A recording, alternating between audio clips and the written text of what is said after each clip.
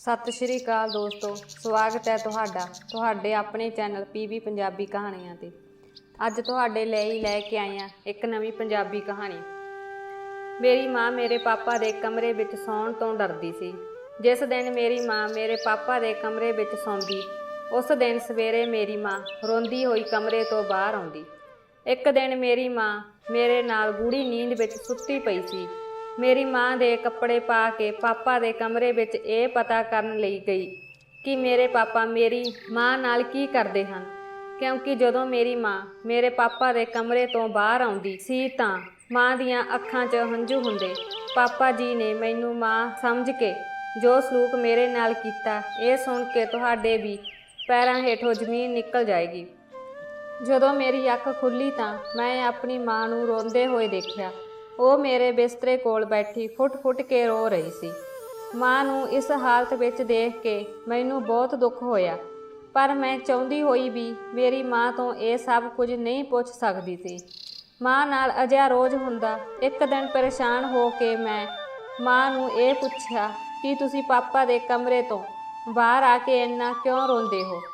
मेरी माँ ने मेरे सवाल का कोई जवाब नहीं दिता।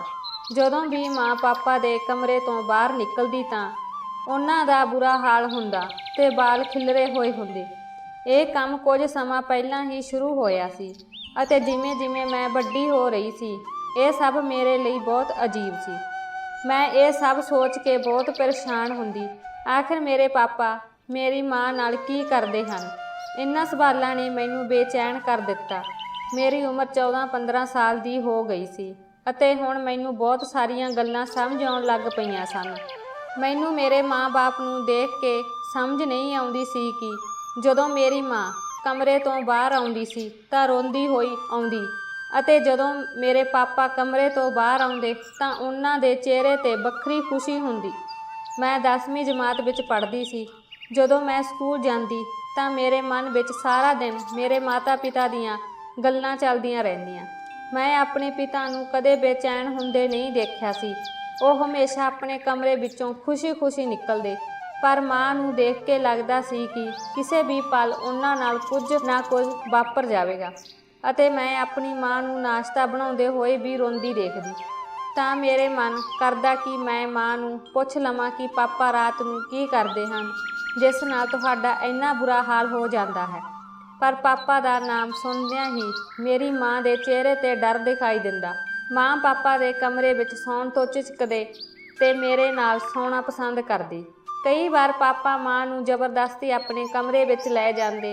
माँ उन्हां नूं मनाउण दी बहुत कोशिश करदी, पर पापा उन्हां दी एक ना सुणदे। माँ दी इह हालत मेरे तो देखी ना जांदी ਅਤੇ मैं सोचदी कि मैं की करां तां कि माँ नूं पापा दे कमरे विच ना जाना पवे। पर मैं चाहुंदी होई भी अजिहा नहीं कर सकदी सी, क्योंकि पापा मेरे सामने मेरी माँ नाल बहुत प्यार नाल पेश आउंदे सन। मेरे घर दे इस माहौल कारण मैं अपनी प्रीखिया विच फेल हो गई। मैं पढ़ाई विच बहुत हुशियार सी। जदों मैं फेल हो गई तां मेरी सहेली मैनू पुछण लगी, अजिहा किहड़ी गल है जो तुसीं दिन रात सोचदे रहिंदे हो ਅਤੇ नतीजा तुहाडे सामने है कि तुसीं फेल हो गए हो। मैं अपनी सहेली नूं अपने माता पिता बारे सब कुछ दस दिता। तुहाडे पापा अंग्रेजी फिल्मां तां नहीं देखदे? मैं उस दे इस सवाल तो घबरा गई ते उस वल देखण लगी। इस सवाल दा की मतलब सी?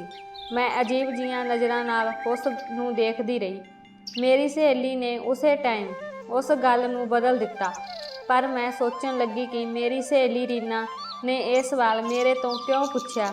जदों मैं अपने घर वापस आई तां साडे दूर दे रिश्तेदार साडे घर आए हुए सन। उन्हां दा नाम राम सी। वो मेरी माँ नूं चंगी तरह जाणदे सन। राम अंकल साडे घर अक्सर आउंदे रहिंदे सन। कुछ दिन पहलां मेरे घर विच सब कुछ ठीक सी, जां फिर शायद मैं ही छोटी सी।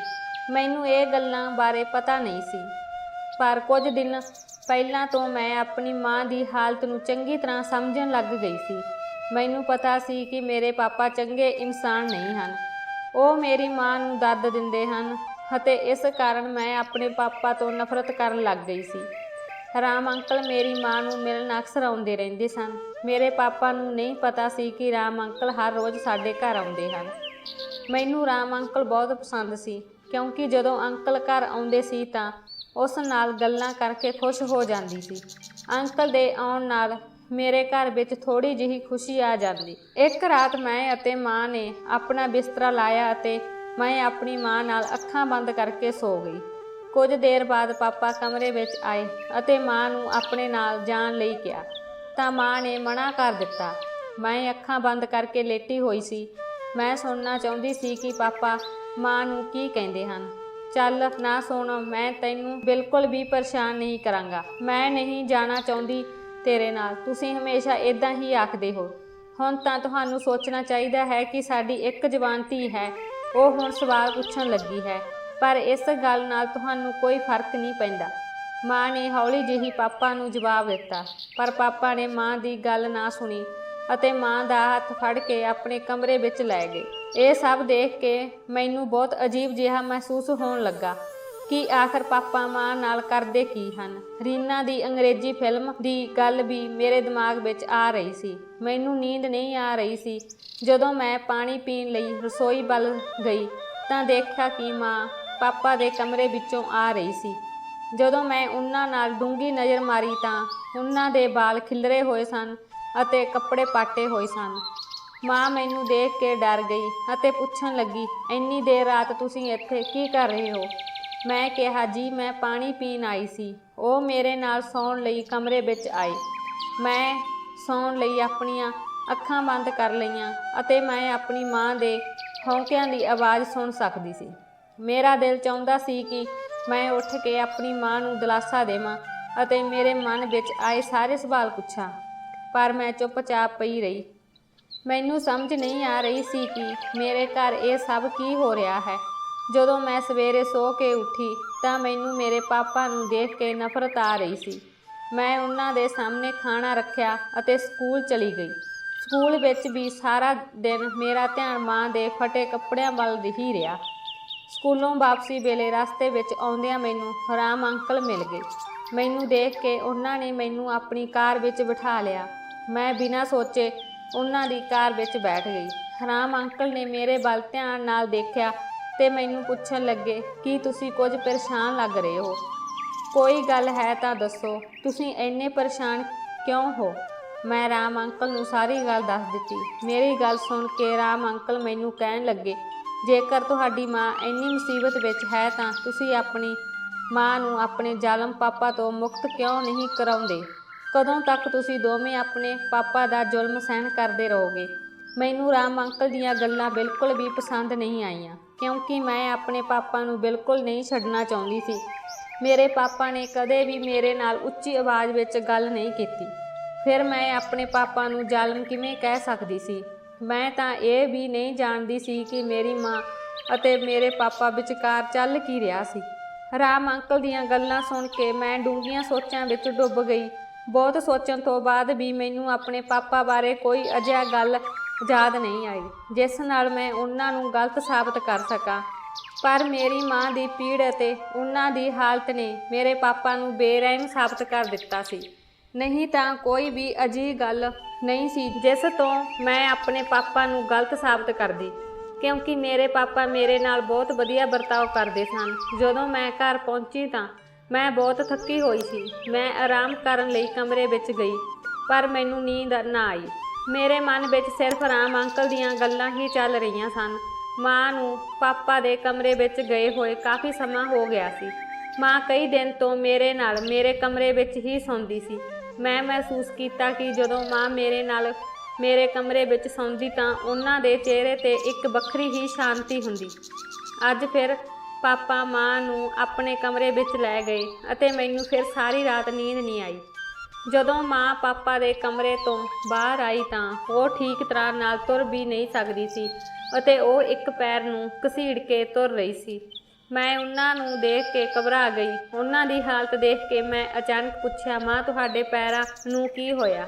ਤਾਂ ਮਾਂ ਕਹਿਣ ਲੱਗੀ, ਛੋਟੀਆਂ-ਛੋਟੀਆਂ ਗੱਲਾਂ ਵੱਲ ਧਿਆਨ ਨਾ ਦਿਆ ਕਰ ਅਤੇ ਮਨ ਲਗਾ ਕੇ ਪੜ੍ਹਾਈ ਕਰ। ਜੇਕਰ ਇਸ ਵਾਰ ਵੀ ਤੂੰ ਫੇਲ ਹੋ ਗਈ ਤਾਂ ਤੁਹਾਡੇ ਪਾਪਾ ਮੈਨੂੰ ਹੀ ਇਸ ਲਈ ਜ਼ਿੰਮੇਵਾਰ ਠਹਿਰਾਉਣਗੇ। ਇਹ ਕਹਿੰਦੇ ਹੋਏ ਮਾਂ ਦੀਆਂ ਅੱਖਾਂ ਵਿੱਚੋਂ ਹੰਝੂ ਡਿੱਗਣ ਲੱਗੇ। ਮੈਂ ਚਾਹੁੰਦੇ ਹੋਏ ਵੀ ਆਪਣੀ ਮਾਂ ਲਈ ਕੁਝ ਨਹੀਂ ਕਰ ਸਕੀ। ਸਵੇਰੇ ਜਦੋਂ ਮੈਂ ਨਾਸ਼ਤਾ ਲੈ ਕੇ ਪਾਪਾ ਦੇ ਕੋਲ ਗਈ ਤਾਂ ਉਹ ਮੇਰੀ ਪੜ੍ਹਾਈ ਬਾਰੇ ਪੁੱਛਣ ਲੱਗੇ। ਪਾਪਾ ਬਹੁਤ ਪਿਆਰ ਨਾਲ ਗੱਲ ਕਰ ਰਹੇ ਸਨ। ਕਿਸੇ ਵੀ ਪਾਸੇ ਤੋਂ ਪਾਪਾ ਜ਼ਾਲਮ ਨਹੀਂ ਲੱਗ ਰਹੇ ਸਨ, ਪਰ ਮਾਂ ਦੀ ਹਾਲਤ ਪਾਪਾ ਦੇ ਜ਼ਾਲਮ ਹੋਣ ਦੀ ਕਹਾਣੀ ਸੁਣਾ ਰਹੀ ਸੀ। ਪਾਪਾ ਨੂੰ ਨਾਸ਼ਤਾ ਦੇਣ ਤੋਂ ਬਾਅਦ ਮੈਂ ਸਕੂਲ ਚਲੀ ਗਈ। ਸਕੂਲ ਵਿੱਚ ਪੜ੍ਹਾਉਂਦਿਆਂ ਅਧਿਆਪਕਾਂ ਸਾਨੂੰ ਸਮਝਾ ਰਹੇ ਸਨ ਕਿ ਪੂਰੀ ਸੱਚਾਈ ਜਾਣੇ ਬਿਨਾਂ ਕਦੇ ਵੀ ਕੋਈ ਫੈਸਲਾ ਨਹੀਂ ਲੈਣਾ ਚਾਹੀਦਾ। ਅੱਧਾ ਸੱਚ ਬਹੁਤ ਖਤਰਨਾਕ ਹੁੰਦਾ ਹੈ ਜੋ ਇਨਸਾਨ ਨੂੰ ਬਰਬਾਦ ਕਰ ਦਿੰਦਾ ਹੈ। ਅਧਿਆਪਕ ਦੀਆਂ ਗੱਲਾਂ ਸੁਣਨ ਤੋਂ ਬਾਅਦ ਮੇਰੇ ਮਨ ਦੀ ਇੱਕ ਹੋਰ ਖਿੜਕੀ ਖੁੱਲ੍ਹ ਗਈ। ਮੈਂ ਸੋਚਿਆ ਕਿ ਮੈਂ ਆਪਣੇ ਪਾਪਾ ਦੀ ਸਾਰੀ ਸੱਚਾਈ ਜਾਣ ਕੇ ਰਹਾਂਗੀ ਅਤੇ ਫਿਰ ਆਪਣੀ ਮਾਂ ਨੂੰ ਲੈ ਕੇ ਪਾਪਾ ਦੀ ਜ਼ਿੰਦਗੀ ਤੋਂ ਦੂਰ ਚਲੀ ਜਾਵਾਂਗੀ। ਮੈਂ ਆਪਣੀ ਮਾਂ ਵਰਗੀ ਲੱਗਦੀ ਸੀ। ਮੈਂ 14 ਤੋਂ 15 ਸਾਲ ਦੀ ਸੀ, ਪਰ ਬਿਲਕੁਲ ਆਪਣੀ ਮਾਂ ਵਰਗੀ ਸੀ। ਅਗਲੀ ਰਾਤ ਮੈਂ ਆਪਣੀ ਮਾਂ ਨੂੰ ਨੀਂਦ ਦੀ ਦਵਾਈ ਦੇ ਕੇ ਆਪਣੇ ਕਮਰੇ ਵਿੱਚ ਸੁਆ ਦਿੱਤਾ ਅਤੇ ਮਾਂ ਦੇ ਕੱਪੜੇ ਪਾ ਕੇ ਆਪਣੇ ਪਾਪਾ ਦੇ ਕਮਰੇ ਵਿੱਚ ਚਲੀ ਗਈ। ਪਾਪਾ ਦੇ ਕਮਰੇ ਦੀ ਲਾਈਟ ਬੰਦ ਸੀ, ਬਸ ਇੱਕ ਛੋਟੀ ਜਿਹੀ ਡਿਮ ਲਾਈਟ ਚੱਲ ਰਹੀ ਸੀ। ਹਨੇਰੇ ਕਾਰਨ ਪਾਪਾ ਜੀ ਮੈਨੂੰ ਪਹਿਚਾਣ ਨਹੀਂ ਸਕੇ ਤੇ ਮੈਨੂੰ ਮਾਂ ਸਮਝ ਕੇ ਕਹਿਣ ਲੱਗੇ, ਸੋਨਮ, ਅੱਜ ਮੈਂ ਬਹੁਤ ਖੁਸ਼ ਹਾਂ ਕਿ ਤੂੰ ਆਪ ਹੀ ਅੱਜ ਮੇਰੇ ਕਮਰੇ ਵਿੱਚ ਆਈ ਹੈ। ਇਹ ਕਹਿੰਦੇ ਹੋਏ ਪਾਪਾ ਜੀ ਮੇਰੇ ਨੇੜੇ ਆਏ ਅਤੇ ਮੈਨੂੰ ਬਾਂਹ ਤੋਂ ਫੜ ਕੇ ਆਪਣੇ ਕੋਲ ਬਿਠਾ ਲਿਆ। ਪਾਪਾ ਦੇ ਕੋਲ ਬੈਠਦੇ ਹੀ ਮੈਂ ਡਰ ਗਈ। ਮੈਨੂੰ ਨਹੀਂ ਪਤਾ ਸੀ ਕਿ ਅੱਜ ਮੇਰੇ ਨਾਲ ਕੀ ਹੋਣ ਵਾਲਾ ਹੈ, ਪਰ ਅੱਜ ਮੈਂ ਸਾਰਾ ਸੱਚ ਜਾਣਨਾ ਚਾਹੁੰਦੀ ਸੀ। ਪਾਪਾ ਕਹਿਣ ਲੱਗੇ, ਸੋਨਮ, ਜਦੋਂ ਤੁਸੀਂ ਮੇਰੇ ਨਾਲ ਹੁੰਦੇ ਹੋ ਤਾਂ ਮੈਨੂੰ ਬਹੁਤ ਆਰਾਮ ਮਹਿਸੂਸ ਹੁੰਦਾ ਹੈ। ਸਾਰਾ ਦਿਨ ਕੰਮ ਕਰਕੇ ਤੁਸੀਂ ਥੱਕ ਜਾਂਦੇ ਹੋ। ਚਲੋ ਹੁਣ ਮੇਰੇ ਨਾਲ ਆਰਾਮ ਨਾਲ ਸੋ ਜਾਓ। ਮੈਂ ਤੁਹਾਨੂੰ ਆਪਣੇ ਕੋਲ ਦੇਖ ਕੇ ਬਹੁਤ ਖੁਸ਼ ਹੁੰਦਾ ਹਾਂ। ਹਨੇਰੇ ਕਾਰਨ ਪਾਪਾ ਮੇਰਾ ਚਿਹਰਾ ਨਹੀਂ ਦੇਖ ਸਕੇ। ਉਹਨਾਂ ਨੇ ਮੈਨੂੰ ਆਪਣੇ ਸਿਰਹਾਣੇ ਕੋਲ ਲਿਟਾਇਆ ਅਤੇ ਮੇਰੇ ਨੇੜੇ ਆ ਕੇ ਮੈਨੂੰ ਕਹਿਣ ਲੱਗਾ, ਸੋਨਮ, ਇਹ ਕਹਿ ਕੇ ਤੁਸੀਂ ਮੇਰੇ ਤੋਂ ਇੰਨੇ ਦੂਰ ਚਲੇ ਗਏ ਹੋ ਕਿ ਧੀ ਜਵਾਨ ਹੋ ਰਹੀ ਹੈ ਕਿ ਮੈਨੂੰ ਜ਼ਬਰਦਸਤੀ ਤੁਹਾਨੂੰ ਆਪਣੇ ਕਮਰੇ ਵਿੱਚ ਬੁਲਾਉਣਾ ਪੈਂਦਾ ਹੈ। ਮੇਰਾ ਵੀ ਤੇਰੇ ਤੇ ਕੁਝ ਹੱਕ ਹੈ। ਮੈਂ ਮੰਨਦਾ ਹਾਂ ਕਿ ਸਾਡੀ ਧੀ ਜਵਾਨ ਹੋ ਗਈ ਹੈ, ਪਰ ਉਹ ਇੰਨੀ ਵੀ ਬੇਸਮਝ ਨਹੀਂ ਕਿ ਉਸ ਨੂੰ ਸਾਡੇ ਰਿਸ਼ਤੇ ਬਾਰੇ ਪਤਾ ਹੀ ਨਾ ਲੱਗੇ ਕਿ ਮਾਪੇ ਇੱਕੋ ਕਮਰੇ ਵਿੱਚ ਇਕੱਠੇ ਰਹਿੰਦੇ ਹਨ। ਫਿਰ ਉਹਨਾਂ ਨੇ ਕਿਹਾ ਕਿ ਮੈਨੂੰ ਆਪਣੀ ਬੇਟੀ ਦੀ ਬਹੁਤ ਚਿੰਤਾ ਹੈ। ਮੈਂ ਹੌਲੀ-ਹੌਲੀ ਆਪਣੀ ਆਮਦਨ ਦਾ ਕੁਝ ਹਿੱਸਾ ਬਚਾ ਰਿਹਾ ਹਾਂ ਤਾਂ ਜੋ ਅਸੀਂ ਉਸ ਦਾ ਵਿਆਹ ਧੂਮਧਾਮ ਨਾਲ ਕਰ ਸਕੀਏ। ਉਸ ਤੋਂ ਬਾਅਦ ਪਾਪਾ ਨੇ ਜੋ ਵੀ ਕਿਹਾ ਉਹ ਸੁਣ ਕੇ ਮੈਂ ਆਪਣੇ ਹੋਸ਼ ਗਵਾ ਬੈਠੀ। ਉਹਨਾਂ ਨੇ ਇਹ ਕਿਹਾ, ਸੋਨਮ, ਮੈਨੂੰ ਪਤਾ ਹੈ ਕਿ ਰਾਮ ਮੇਰੀ ਗੈਰ ਹਾਜ਼ਰੀ ਵਿੱਚ ਸਾਡੇ ਘਰ ਆਉਂਦਾ ਹੈ, ਪਰ ਸੋਨਮ, ਮੈਂ ਤੈਨੂੰ ਦੱਸ ਦੇਵਾਂ ਕਿ ਉਹ ਵਿਅਕਤੀ ਬਿਲਕੁਲ ਵੀ ਠੀਕ ਨਹੀਂ ਹੈ ਅਤੇ ਉਸ ਦੀਆਂ ਨੀਅਤ ਵੀ ਚੰਗੀ ਨਹੀਂ ਹੈ। ਉਸ ਨੇ ਪਹਿਲਾਂ ਵੀ ਇੱਕ ਵਾਰ ਤੈਨੂੰ ਤਬਾਹ ਕਰਨ ਦੀ ਕੋਸ਼ਿਸ਼ ਕੀਤੀ ਹੈ ਅਤੇ ਹੁਣ ਸਾਡੇ ਘਰ ਸਾਡੀ ਜਵਾਨ ਧੀ ਵੀ ਹੈ। ਇਸ ਲਈ ਤੁਹਾਨੂੰ ਉਸ ਵਿਅਕਤੀ ਤੋਂ ਦੂਰ ਰਹਿਣਾ ਚਾਹੀਦਾ ਹੈ ਕਿਉਂਕਿ ਉਹ ਕਦੇ ਵੀ ਕੁਝ ਵੀ ਗਲਤ ਕਰ ਸਕਦਾ ਹੈ। ਪਾਪਾ ਨੂੰ ਅਜੇ ਤੱਕ ਪਤਾ ਨਹੀਂ ਲੱਗਾ ਸੀ ਕਿ ਮੈਂ ਮਾਂ ਨਹੀਂ, ਉਹਨਾਂ ਦੀ ਧੀ ਹਾਂ। ਪਾਪਾ ਮੇਰੇ ਬਾਲਾਂ ਵਿੱਚ ਹੱਥ ਫੇਰਦੇ ਕਦੋਂ ਸੋ ਗਏ, ਮੈਨੂੰ ਪਤਾ ਹੀ ਨਹੀਂ ਲੱਗਾ। ਬਹੁਤ ਦੇਰ ਤੱਕ ਮੈਂ ਪਾਪਾ ਕੋਲ ਪਈ ਰਹੀ। ਜਦੋਂ ਪਾਪਾ ਗੂੜੀ ਨੀਂਦ ਵਿੱਚ ਸੋ ਗਏ ਤਾਂ ਮੈਂ ਚੁੱਪਚਾਪ ਉੱਠ ਕੇ ਕਮਰੇ ਤੋਂ ਬਾਹਰ ਆ ਗਈ। ਪਾਪਾ ਨੇ ਅਜਿਹਾ ਕੁਝ ਨਹੀਂ ਕੀਤਾ ਸੀ ਤਾਂ ਜੋ ਮੈਂ ਉਹਨਾਂ ਨੂੰ ਗਲਤ ਸਾਬਤ ਕਰ ਸਕਾਂ, ਪਰ ਰਾਮ ਅੰਕਲ ਤੇ ਮਾਂ ਬਾਰੇ ਮੇਰੇ ਦਿਲ ਵਿੱਚ ਕਈ ਸਵਾਲ ਉੱਠੇ। ਅਗਲੀ ਸਵੇਰ ਮੈਂ ਦੇਖਿਆ ਪਾਪਾ ਬਹੁਤ ਖੁਸ਼ ਸਨ, ਜਿਸ ਤਰ੍ਹਾਂ ਉਹ ਮਾਂ ਨਾਲ ਰਾਤ ਗੁਜ਼ਾਰਨ ਤੋਂ ਬਾਅਦ ਖੁਸ਼ ਹੁੰਦੇ ਸਨ। ਮੈਂ ਚੁੱਪਚਾਪ ਆਪਣੇ ਪਾਪਾ ਵੱਲ ਦੇਖ ਰਹੀ ਸੀ, ਪਰ ਪਾਪਾ ਦੇ ਰਵੱਈਏ ਵਿੱਚ ਕੋਈ ਤਬਦੀਲੀ ਨਜ਼ਰ ਨਹੀਂ ਆ ਰਹੀ ਸੀ। ਜਦੋਂ ਮੈਂ ਸਕੂਲ ਗਈ ਅਤੇ ਸਕੂਲ ਤੋਂ ਵਾਪਸ ਆਈ ਤਾਂ ਰਾਮ ਅੰਕਲ ਦੀ ਕਾਰ ਮੇਰੇ ਦਰਵਾਜ਼ੇ 'ਤੇ ਖੜੀ ਸੀ। ਅੱਜ ਉਸ ਦੀ ਕਾਰ ਨੂੰ ਦੇਖ ਕੇ ਮੈਂ ਚੋਰੀ ਘਰ ਅੰਦਰ ਵੜ ਗਈ। ਮਾਂ ਤੇ ਰਾਮ ਅੰਕਲ ਕਮਰੇ ਵਿੱਚ ਇਕੱਠੇ ਬੈਠੇ ਗੱਲਾਂ ਕਰ ਰਹੇ ਸਨ ਅਤੇ ਉਹਨਾਂ ਨੂੰ ਮੇਰੀ ਮੌਜੂਦਗੀ ਦਾ ਬਿਲਕੁਲ ਵੀ ਪਤਾ ਨਹੀਂ ਸੀ। ਜੋ ਮੈਂ ਆਪਣੇ ਕੰਨਾਂ ਨਾਲ ਸੁਣਿਆ, ਉਹ ਸੁਣ ਕੇ ਮੇਰੇ ਪੈਰਾਂ ਹੇਠੋਂ ਜ਼ਮੀਨ ਨਿਕਲ ਗਈ। ਮੈਂ ਸੋਚ ਵੀ ਨਹੀਂ ਸਕਦੀ ਸੀ ਕਿ ਜੋ ਸੱਚਾਈ ਜਾਣਨ ਲਈ ਮੈਂ ਇੰਨੀ ਉਤਸੁਕ ਸੀ ਉਹ ਬਹੁਤ ਡਰਾਵਨੀ ਹੋਵੇਗੀ। ਮਾਂ ਰਾਮ ਅੰਕਲ ਨੂੰ ਕਹਿ ਰਹੀ ਸੀ ਕਿ ਮੈਂ ਆਪਣੀ ਧੀ ਦੇ ਮਨ ਵਿੱਚ ਉਸਦੇ ਪਾਪਾ ਦੇ ਖਿਲਾਫ ਪੂਰੀ ਤਰ੍ਹਾਂ ਨਫ਼ਰਤ ਭਰ ਦਿੱਤੀ ਹੈ ਅਤੇ ਹੁਣ ਉਹ ਦਿਨ ਦੂਰ ਨਹੀਂ ਜਦੋਂ ਮੇਰੀ ਧੀ ਆਪਣੇ ਪਾਪਾ ਦੇ ਵਿਰੁੱਧ ਖੜੀ ਹੋਵੇਗੀ।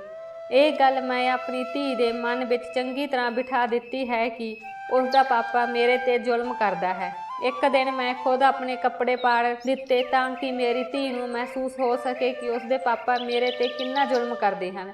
मैं चाਹੁंदी हाँ कि ਜਦੋਂ मैं उस बुढ़े ਨੂੰ ਆਪਣੀ ਜ਼ਿੰਦਗੀ ਤੋਂ ਬਾਹਰ ਕੱਢਾਂ ਤਾਂ ਉਹ ਮੇਰੀ ਢਾਲ ਬਣ ਕੇ ਮੇਰੇ ਨਾਲ ਖੜੀ ਹੋਵੇ।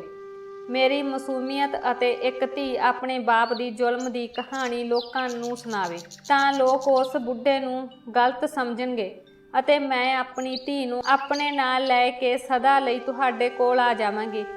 ਰਾਮ, ਮੈਂ ਚਾਹੁੰਦੀ ਹਾਂ ਕਿ ਮੇਰੀ ਧੀ ਨੂੰ ਕਿਸੇ ਵੀ ਤਰ੍ਹਾਂ ਪਤਾ ਨਾ ਲੱਗੇ ਕਿ ਉਸ ਬਾਪ ਜ਼ਾਲਮ ਨਹੀਂ ਹੈ। ਜੇ ਅਸੀਂ ਉਸ ਨੂੰ ਜ਼ਾਲਮ ਸਾਬਤ ਕਰਨਾ ਚਾਹੁੰਦੇ ਹਾਂ, ਇਹ ਮੇਰੀ ਧੀ ਹੈ ਜੋ ਸਾਨੂੰ ਦੋਵਾਂ ਨੂੰ ਇੱਕ ਕਰ ਸਕਦੀ ਹੈ। ਮਾਂ ਨੇ ਰਾਮ ਅੰਕਲ ਨੂੰ ਭਰੋਸਾ ਦਿਵਾਇਆ ਕਿ ਸਭ ਕੁਝ ਉਸੇ ਤਰ੍ਹਾਂ ਹੋਵੇਗਾ ਜਿਵੇਂ ਅਸੀਂ ਦੋਵਾਂ ਨੇ ਸੋਚਿਆ ਹੈ।